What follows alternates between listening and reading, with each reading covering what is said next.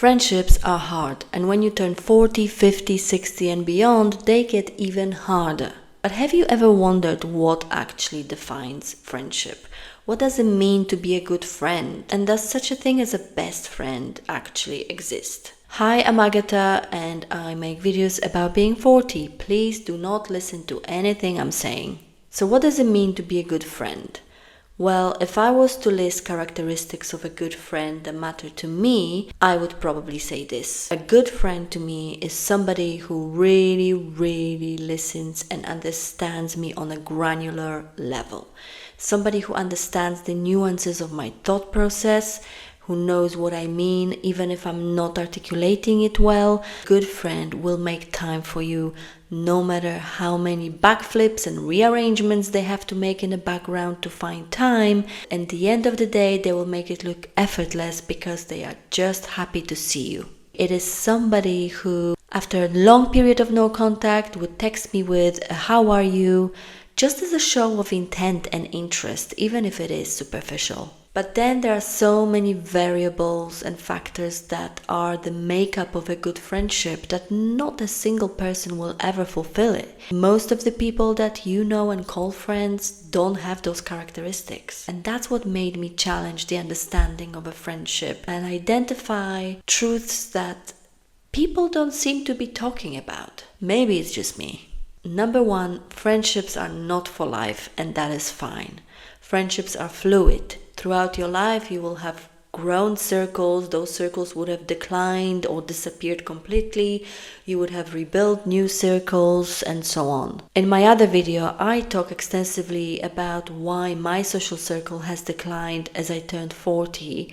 And to recap that, I would put it down to 4 reasons. Number one for me is, if you're 40 without any kids, you lose the entire component of social circle that is made up of other parents, that is made up of connections through school and events and so on. Number 2 is, I have left my home country many years ago, and any friendships that would have stemmed from childhood or early school years, university, all of that would have disappeared over the years. Number 3 for me is simply losing friends. I have lost friends through reasons that I cannot explain. I have lost friends probably due to growth. I have lost friends because of my own behaviors that would push people away. And number 4 was definitely not unique to me, but it was COVID and a move to working from home, whereby I've always relied on meeting people through work, and I'm not ashamed to say that. But perhaps what we also don't realize is that temporary friendships are also friendships. When you are part of something in a moment, even if it is work, the common purpose is what links us. I have confided in people in work in a way that I haven't confided to anyone else. And even though I don't see these people anymore, they were the right people at the right time in the right place for me to have this moment of cleansing and sharing my experience. I still think about these conversations now and I still learn something. So yeah, maybe friendships are purely situational.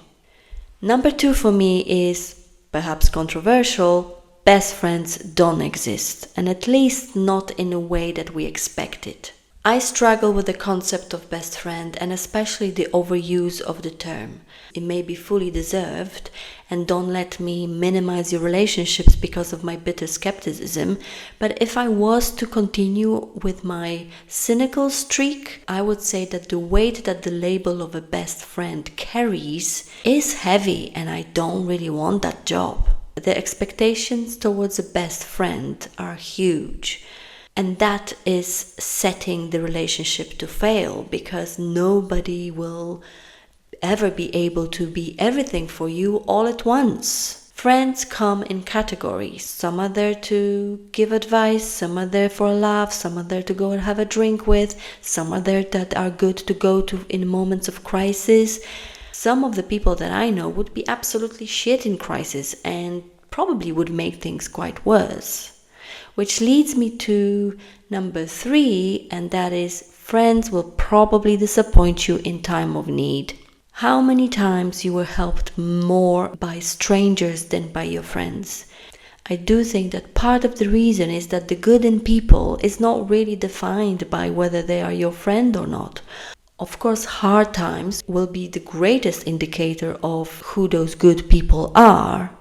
But people are also busy. They have their own shit to deal with. They may live far away. By the time you told them you need them, you will have dealt with all the shit. Plus, we hate asking for help. We don't want to be a burden to anyone. So it may just come down to the fact that I want you as my friend to sit down and listen to the aftermath of the shit that I went through.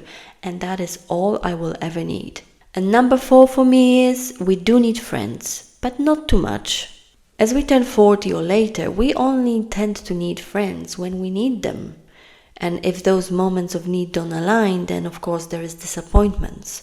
I'm sure you've been in a situation whereby you fancied talking to somebody and had time and that person was not available. Similarly, you probably weren't available for them when they needed you. It is hard to maintain a friendship and give it enough attention when you are busy with family life, husbands, wives, careers, and so on. But these are my truths, and they are probably fueled with bitter disappointments throughout my life. What are your experiences? Do you think I'm being fair in my judgments? Please share in your comments, and see you next time.